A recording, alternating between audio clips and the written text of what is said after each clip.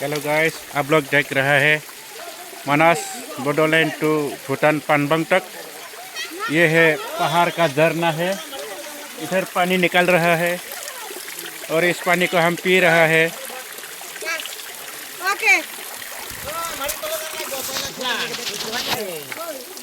चलो चले चले हो गया अभी।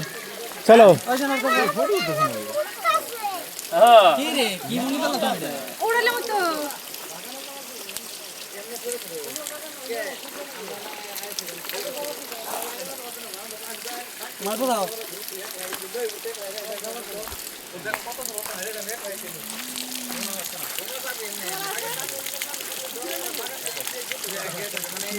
ये है भूटान पानबंग झरना से पानी निकल रहा है।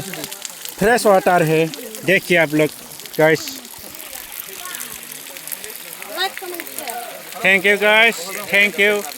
लाइक और सब्सक्राइब कीजिए मेरा चैनल को। Thank you.